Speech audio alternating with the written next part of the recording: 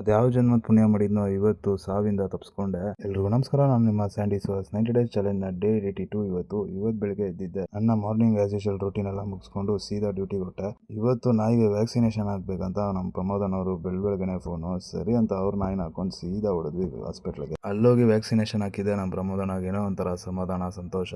ಅದು ನಿಜಾನೇ, ಮನುಷ್ಯರಾದ್ರೆ ಬಾಯ್ಬಿಟ್ಟು ಹೇಳ್ಕೊಂತೀರಿ, ಪಾಪ ಪ್ರಾಣಿಗಳು ಏನು ಹೇಳ್ಕೊಳುತ್ತೇಳಿ.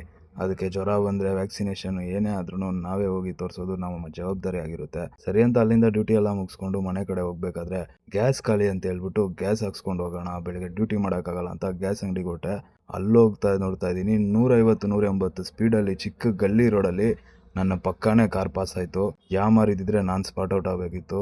ಹಂಗೆ ನನ್ನ ಮುಂದೆ ಪಾಸ್ ಆಗಿದ್ದು ನೆಕ್ಸ್ಟ್ ಸೆಕೆಂಡೇ ಡೆಡ್ ಎಂಡ್ಗೆ ಹೋಗಿ ಡಿವೈಡರ್ ಹೋಗಿ ಹೊಡ್ಕೊಂಡ್ರು. ಸರಿ, ನೈಟು 12 ಗಂಟೆ ಯಾರು ಇರಲ್ಲ, ನಾವೇ ಹೋಗಿ ನೋಡೋಣ ಅಂತೇಳಿ ನೋಡ್ತಾ ಇದ್ದೀನಿ. ಅಷ್ಟರಲ್ಲಿ ಹಿಂದೆ ಚೇಸ್ ಮಾಡ್ತಾ ಇದ್ರು ಪೊಲೀಸವರು. ಓಕೆ, ಇದು ಆಲ್ರೆಡಿ ಚೇಸಿಂಗ್ ಮಾಡ್ತಾ ಇದ್ದಾರೆ ಅಂದ್ಬಿಟ್ಟು ಹೋಗಿ ನೋಡ್ತೀವಿ. ದೇವ್ರ ದಯ ಯಾರಿಗೂ ಏನೂ ಆಗಿರಲಿಲ್ಲ.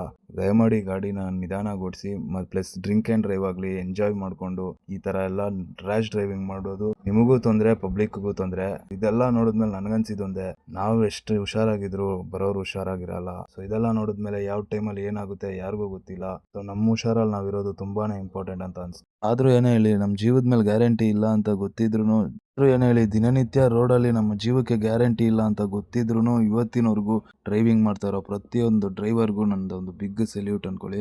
ಇನ್ನೊಂದು ಜೀವದಾನ ಕೊಟ್ಟ ಒಂದು ದೇವರು ಅಂತ ಹೇಳ್ಬಿಟ್ಟು ಶಿಸ್ತಾಗಿ ಜೀವನ ತಗೊಂಡೋಗಿ ಮನೇಲಿ ಮಲಗಿಸ್ದೆ. ಇವತ್ತಿಗಿಷ್ಟೇ, ನಾಳೆ ಸಿಗೋಣ, ಬಾಯ್.